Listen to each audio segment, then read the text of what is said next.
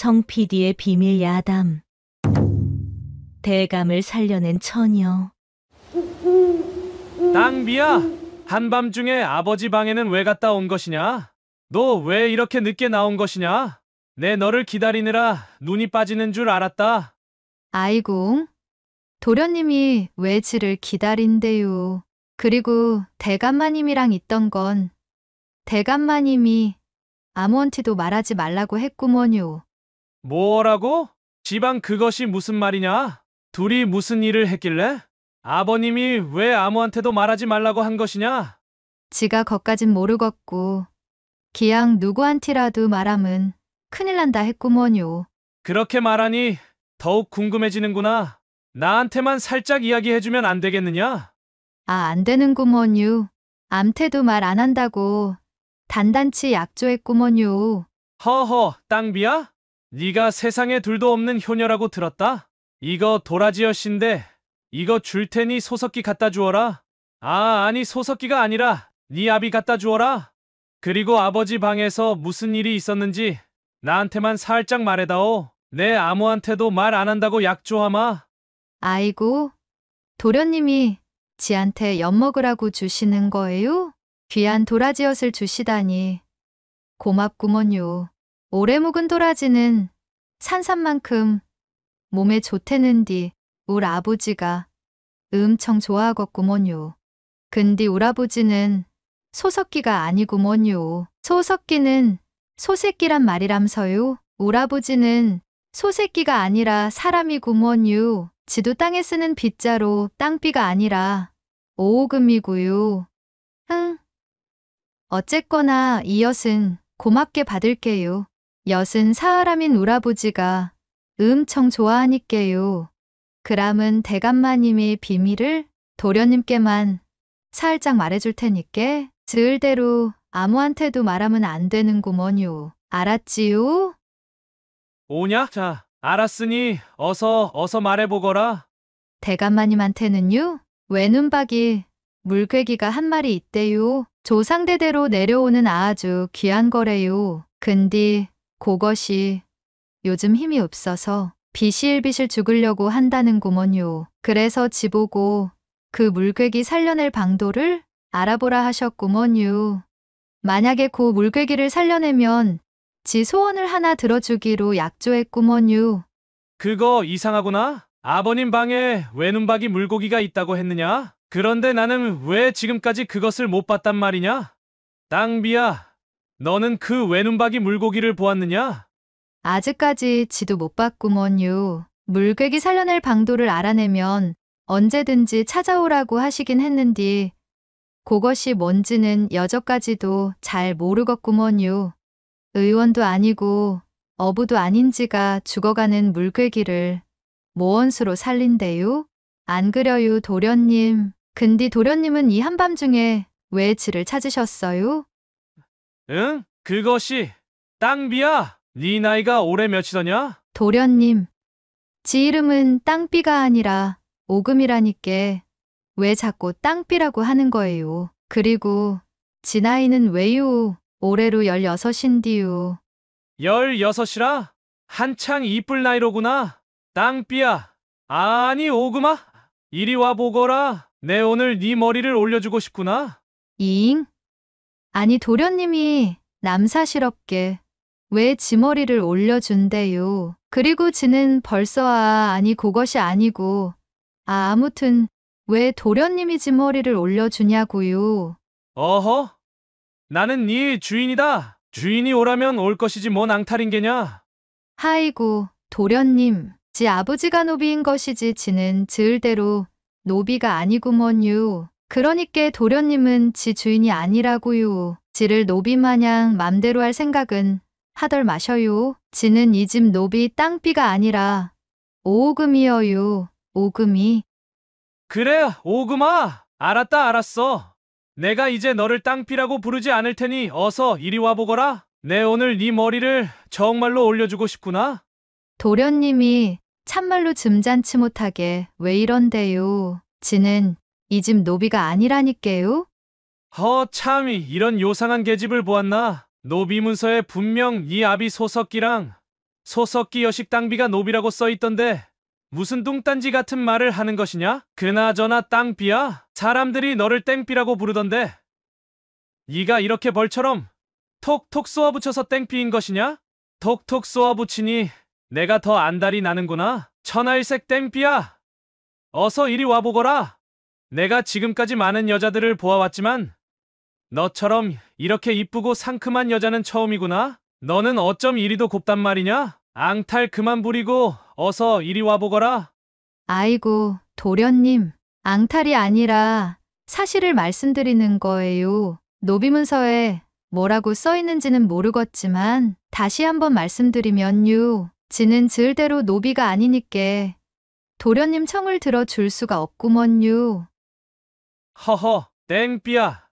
아니 오금아 그럼 좋다. 나는 지체 높은 양반집 도령이니 망나니처럼 너를 강제로 어찌해 볼 생각은 추호도 없다. 그러면 내가 어찌해야 청을 들어주겠느냐? 아이, 지체 있는 집 도련님이 못담시 지 같은 하찮은 것 한티 관심을 두신대요. 지만큼 이쁘고 고상한 처자가 얼마든지 있을 텐디요. 안 그려요? 뭐, 정 그러시면 지가 소원 하나 빌 수는 있는디요. 그래? 그것이 무엇이냐? 얼른 말해보거라. 내 다 들어줄 테다. 거시기 별건 아니고요. 지 아비 노비문서만 지한티 갖다 주면 시방 대감마님이고 도련님이고 상관없구먼요. 당장 여서 훌렁 벗을 수 있구먼요. 응?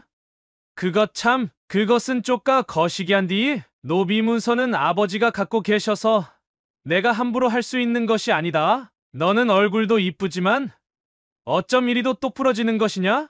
다른 여자들은 내가 손짓 한 번만 까딱하면 저절로 오던데 너는 왜 이리도 힘이 드는 것이냐? 오금이와 대감집 도령이 한참 실갱이를 하고 있는데 밖에서 오금이 아버지 목소리가 들렸습니다. 도련님, 대감마님이 급히 찾는구먼요. 아이쿠, 이런? 우리 아버지는 어째 이렇게 눈치가 없는지 모르겠다. 왜 하필 이런 중요한 때에 나를 찾는단 말이냐? 도령은 헛기침을 하면서 안채로 들어가는 살인문을 열었습니다. 오금이는 아버지 손을 잡고 노비들이 함께 묵고 있는 헛간으로 갔습니다. 노비들은 이곳 헛간에서 벽돌을 쌓아 경계를 만들어 놓고 여럿이 모여 살고 있었습니다. 오금이 아버지는 오금이를 앉혀놓고 말했습니다. 오금아, 내 나이가 어느새 16이구나. 응애 울던 때가 엊그제 같은디. 10월이 참말로 빠르구나. 어쨌거나 네가 얼굴이 반반하니 얼른 시집을 가야 쓰겄다. 너 건너마을 황부잣집 외거노비인 마당새한테 시집가지 않으련. 마당새가 인물은 거식이어도 부모랑 사는 집도 하나 있고 여기저기 일다님에 돈도 꽤 모았다고 들었는디. 그리고 무엇보다도 너하고 마당새가 정분났다고 마을에 소문이 자자하던디 정말이냐?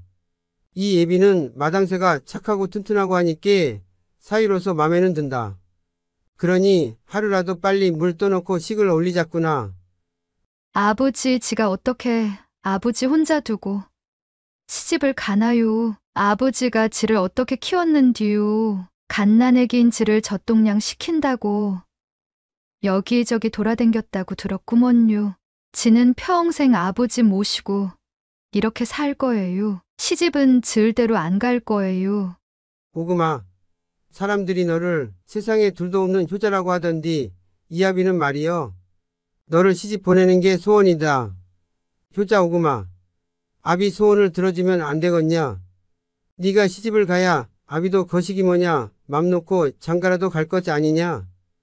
오금이 아버지는 나이가 들수록 점점 이뻐지는 딸 오금이가 걱정이었습니다. 차라리 얼굴이 못생기면 팔자가 조금 편할 텐데 오금이는 하필 죽은 제 어미를 닮아서 얼굴이 천하일색이었습니다. 오금이 아버지는 원래는 노비가 아니었습니다. 그러나 오금이를 낳고 부인이 세상을 떠나자 오금이를 젖동량시키느라 일을 못해 집에 먹을 게 떨어지니 궁여지책으로 제 자신을 노비로 팔았던 것이었습니다. 오금이 아버지의 노비 문서에는 여식당비라는 이름도 써 있었는데 글자를 모르는 오금이 아버지는 그것도 모르고 손도장을 찍고 말았던 것이었습니다. 오금이 아버지는 부잣집의 노비로 가면서 자신의 딸을 맡길 곳이 없어 그 집에 데리고 들어가게 된 것이었습니다. 오금이는 갓난아기 시절부터 이 집에서 자랐지만 아버지로부터 귀에 못이 박히도록 들었습니다. 오금아, 네 이름은 오금이여. 네 애미가 죽어가면서 지어준 이름이지.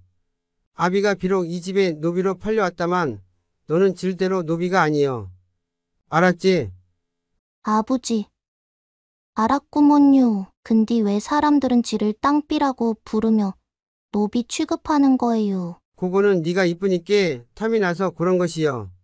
사람들이 아무리 그래도 절대로 네는 노비가 아닌께 아비 말만 명심해. 알았지? 오금이 아버지가 목 아프게 아무리 설명을 해도 대감집 사람들은 오금이를 땅비라고 부르며 아버지처럼 노비 취급을 했습니다. 그도 그럴 것이 오금이는 갓난아기 시절부터 이 집 대감집 일을 거들며 이 집에서 먹고 살고 했으니까요. 마치 그 집의 노비처럼 말입니다. 게다가 노비 문서에는 노비 소석기와 여식 땅비라고 적혀 있었는데 그를 모르는 오금이 아버지나 오금이는 그런 사실을 전혀 모르고 있었습니다. 땅비는 땅에 쓰는 빗자루라는 뜻입니다. 오금이를 빗자루처럼 한낱 물건으로 부른 것이지요. 부잣집 대감과 그의 아들 도령은 커갈수록 뽀얗게 살이 오르고 이뻐지는 오금이가 탐이나 침을 꼴깍꼴깍 삼켰습니다. 호시탐탐 기회만 노리던 대감과 도령은 틈만 나면 오금이를 불러서 잔심부름을 시키곤 했습니다. 그러나 오금이를 불러서 심부름을 시킬 때면 어떻게 알았는지 오금이 아버지인 소석기가 나타나 회방을 놓았습니다. 그래서 부잣집 대감은 오금이가 보고 싶을 때마다 아버지 소석기를 장터로 먼 마을 친구 집으로 심부름을 보내곤 했습니다. 아버지 소석기는 대감의 이런 심부름을 엄청 좋아했는데요. 장터로 오가는 길에는 주막이 하나 있는데 그 주막집 주모는 오금이에게 젖동량을 가장 많이 해주던 여인이었던 것이었습니다. 오금이가 애기였을 때 여기저기 젖동량 다닐 때를 생각하면 오금이 아버지는 그때가 참으로 행복했습니다. 그때는 오금이에게 젖을 물려주는 여인네들을 실컷 훔쳐보았으니까요. 아주머니들은 오금이 아버지가 불쌍하다며 손수 밥상까지 차려주곤 했습니다. 특히 주막집 주모는 오금이 아버지에게 잠까지 재워주었습니다. 그때부터 주막집 주모와 오금이 아버지는 마치 금슬 좋은 부부처럼 사이가 좋았습니다. 오금이 아버지는 대감 심부름으로 장에서 소를 팔고 돌아오면서 주막으로 갔습니다. 주머니에는 소판 돈이 쩔렁쩔렁 가득 들어 있었습니다. 주모, 나왔구먼. 그동안 잘 있었는감? 아이고, 오금이 아버지 아니어요? 왜 이렇게 오랜만에 오는 것이에요? 오금이 아버지는 자연스럽게 방 하나를 잡고 들어갔습니다. 주모는 국밥과 동동주와 고기 몇 첨을 들고 왔습니다. 오금이 아버지는 주머니에서 거울 하나를 꺼내서는 주모 손에 쥐어줬습니다. 내가 오늘은 솥값을 엄청 잘 받았구먼. 그래서 임자줄 선물 하나 사왔구먼. 아이고, 큰일 날 소리 하지 말아요. 그 돈을 만지면 어쩌려고 그래요? 대감마님이 알면 멍석말이 당해요. 떠들지 말아요. 이거는 내가 내 돈으로 산 거니 걱정 말게. 이건 대감마님이 국밥 사 먹으라고 따로 준 돈으로 산 걸세. 호호, 그래요? 그러면 다행이고요. 번번이 고마워요. 임자, 그동안 얼마나 적적했는감. 오금이 아버지가 주모와 회포를 풀고 있는 시간, 오금이는 장터 부근의 늪지에 있는 툰벙으로 갔습니다. 이 툰벙은 맑고 깨끗해서 부근의 여자들이 밤마다 목욕을 하는 곳이었습니다. 그곳 툰벙에는 건너마을 황부잣집 외거노비인 마당쇠가 일찌감치부터 와서 기다리고 있었습니다. 땅비야, 빨랑빨랑 오더라고. 엥? 너까지 왜 그려? 난 땅비가 아니고 오금이라니께. 너도 나를 그깟 마당 쓰는 빗자루로 보는 것이요? 그럴 거면 저리 가버려. 나는 나를 빗자루로 여기는 사람은 싫으니께 저리로 꺼져버려. 오금이는 마당쇠 가슴팍을 주먹으로 쾅쾅 두들겼습니다. 아, 아뇨. 오금아, 내가 미안하구먼. 우리 오금이를 내가 얼마나 귀하게 생각하는디. 이쁜 오금아, 니는 언제 나한테 시집 올 거여? 나는 하루하루가 불안한디 말여. 나는 우라버지 혼자 남겨놓고선 시집을 못 가겠구먼. 그럼 어쩐다냐. 나는 잠시라도 너를 못 보면 안 되겠는디. 마당쇠야. 나도 네가 좋아. 그치만 나는 우리 아버지를 혼자 남겨두고는 즈을대로 시집을 못 간단 말여. 아이고, 오금아. 그러면 나보고 어쩌란 말이여. 기다려봐. 나도 다 생각이 있으니께. 오금이와 마당쇠 둘은 지남철처럼 딱 붙어서는 오래도록 꼭 끌어안았습니다. 마당쇠는 장작 패던 굵은 팔뚝으로 오금이를 번쩍 들어서는 툰벙 옆풀 숲에 눕혔습니다. 오금아, 나는 네가 보고 싶어서 일이 손에 안 잡힌단께. 나한테 시집 오는 게 뭐가 그리 어려운 것이여. 그냥 몸뚱아리 하나만 오면 되는 것인디. 응, 오금아. 이쁜 오금아. 보름달이 환하게 비추는 밤의 둘은 툰벙 옆에서 밤늦도록 엎치락 뒤치락 해가며 뜨겁게 사랑을 나누었습니다. 둘의 몸은 끈적끈적하게 온통 땀으로 뒤범벅이 되었습니다. 오금이 긴 머리카락에는 풀이 피며 흙이 뒤엉켜 있었습니다. 둘은 툰벙 속으로 뛰어들었습니다. 툰벙 물은 시원해서 둘은 또 한참을 물장난을 하다가 물속에서도 뜨거운 사랑을 했습니다. 늦은 밤 목욕하러 나온 여인들은 오금이와 마당쇠의 사랑 노름을 몰래 훔쳐보다가 기다리다 지쳐서 그만 목욕을 포기하고 집으로 돌아갔습니다. 이렇게 얼굴이 이쁜 오금이는 낮이고 밤이고 하루라도 편할 날이 없었습니다. 이튿날 대감은 오금이를 방으로 불러들였습니다. 땅비야, 지난번 내가 알아보라고 한 것은 알아보았느냐? 죽어가는 외눈박이 물개기를 살릴 방도 말이다. 아니 대감마님, 죽어가는 물괴기를 구경시켜줘야지 지가 방도를 찾든지 말든지 하지요. 그것이 대체 어디 있대요. 지한테 빨랑 보여줘 보세요. 오냐, 알았다. 내가 그 외눈박이 물개기를 보여줄 테니 절대 아무한테도 말하지 말 거라. 특히 네 아비한테는 더더욱 말하면 아니 된다. 알겠느냐? 야, 알았구먼요. 대감은 문고리를 고리로 걸더니 병풍 뒤로 오금이를 데리고 갔습니다. 조상 대대로 내려오는 귀한 외눈박이 물개기가 여기 있다. 요즘 통 힘이 없어 비실비실하구나. 좀처럼 일어날 기세가 안 보이니 어쩌면 좋으냐. 대감은 바지 속에서 다 죽어가는 힘없는 외눈박이 물고기를 꺼내 보여주었습니다. 호, 요것이 그 죽어가는 외눈박이 물괴기예요? 난 또 뭐라고 한참 고민했구먼요. 이 물괴기는 어떻게 하면 살아나는지 지가 잘 아는구먼요. 지가 바로 살려드릴게요. 하, 땅비, 너는 의원보다도 더 용하구나. 피로가 싹 풀린다. 이쁘고 신통한 땅비야, 이리 가까이 와 보거라. 덕분에 오늘은 술없이 꿀잠을 자겠구나. 땅비야, 매일 밤 이렇게 날 치료해 줄 수 있겠느냐? 그러면 네가 원하는 소원을 다 들어주마. 참말이어요? 그러면 지 소원을 들어주는 거지요? 허허, 네, 그런다고 하지 않았느냐? 대감마님은 온몸이 흠뻑 젖어서는 오금이 무릎을 베고 스르륵 잠이 들었습니다. 노비 문서가 어디 있는지 물으며 오금이가 아무리 흔들어대도 대감은 아무 반응 없이 쿨쿨 깊은 잠에 빠졌습니다. 오금이는 대감의 죽어가는 외눈박이 물고기를 살리기 위해 밤마다 대감을 찾아갔습니다. 어느 날 대감은 대낮에 오금이를 불렀습니다. 땅비야, 내가 곰곰이 생각해 봤는데 말이다. 네가 그동안 서운하게 생각했을 것 같구나.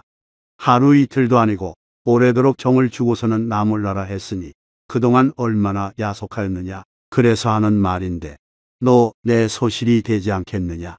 내가 작은 집도 하나 마련해 줄 것이고, 그리하면 이제부터는 심한 일을 하지 않아도 되니 좋을 것 같은데 말이다.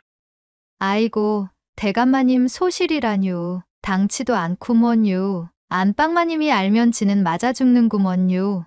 허허, 내가 고맙고 이쁘고 미안해서 이러는 것 아니야. 그러면 뭐 갖고픈 물건이라도 있는 것이냐? 네, 그것을 선물하마. 대감마님이 정 그러시다면 지 아비 노비 문서를 지한테 주셔요.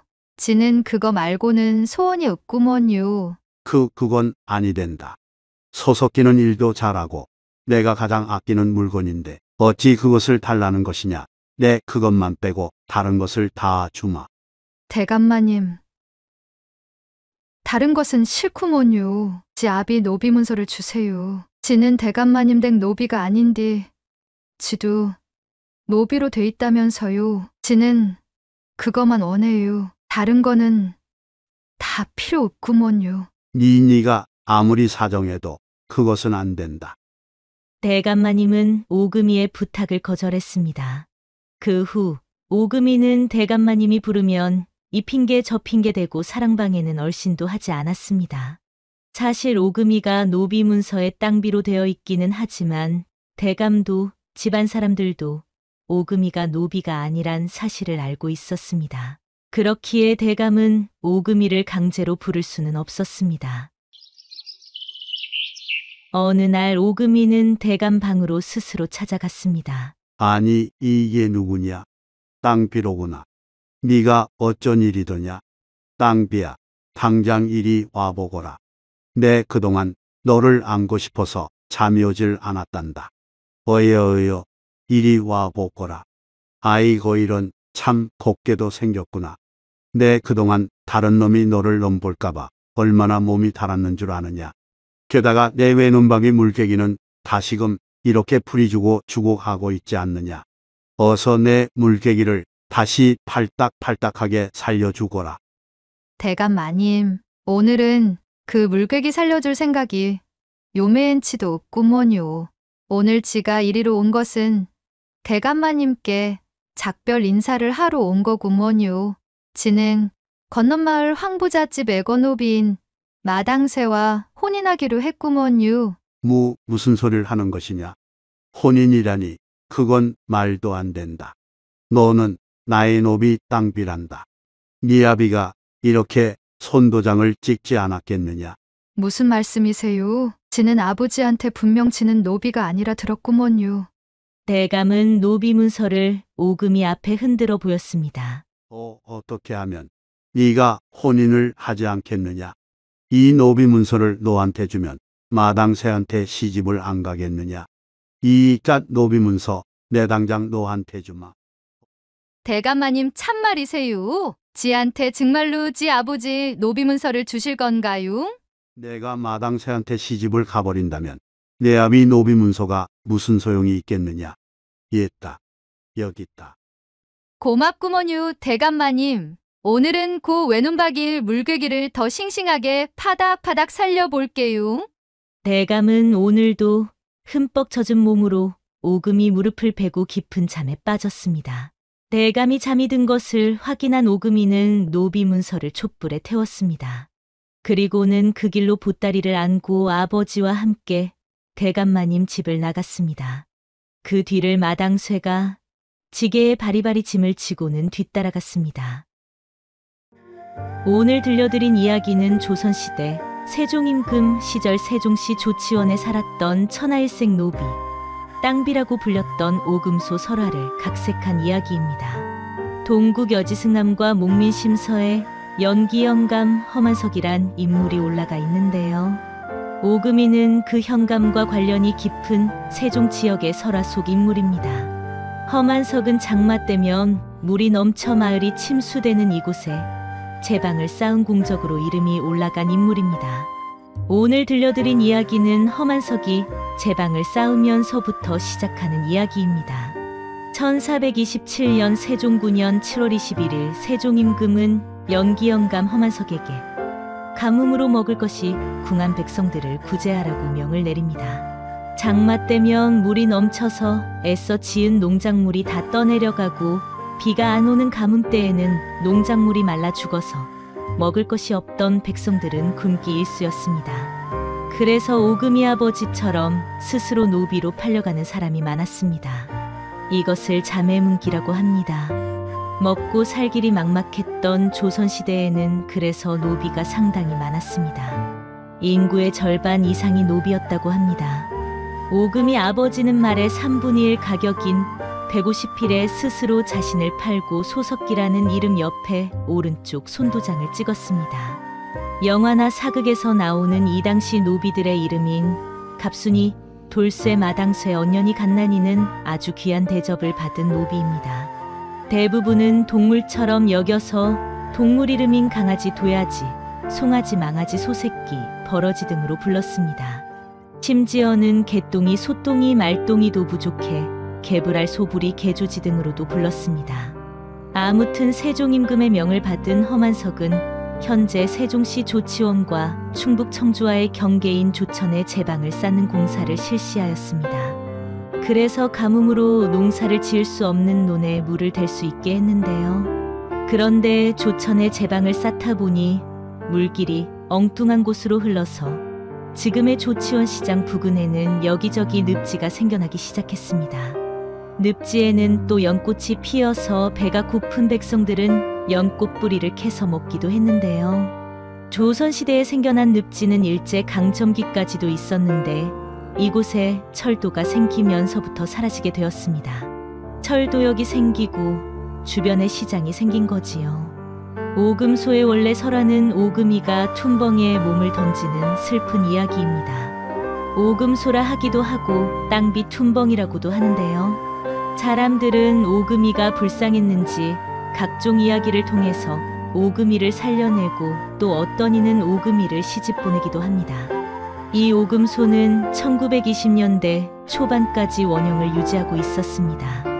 그러나 1925년 수원지에서 조치원 장터까지 도로를 개설할 때 하청과 툰벙을 매립해서 논으로 사용하다가 1970년대에 모두 메워져 지금은 시장에 상가가 세워져 있습니다. 그런데 조치원에는 오금소가 사라진 지금도 이상한 일이 일어나곤 하는 것으로 유명합니다. 그것은 오금소가 있었던 주변의 큰 길에서 멀쩡한 대낮에도 길을 잃고 헤매는 사람들이 생긴다는 것입니다. 멀쩡하게 잘 찾아가던 상가며 자기 집을 코앞에 두고도 사람들에게 물어보거나 한참을 여기저기 헤매는 일이 발생하였습니다. 이런 현상에 대해 조치원 사람들은 오금이가 낫도깨비가 되어 홀린다고 했습니다. 요즘도 오금소 부근에서는 낫도깨비에 홀리는 사람들이 있는데 아직도 오금이의 한이 풀리지 않았기 때문일까요?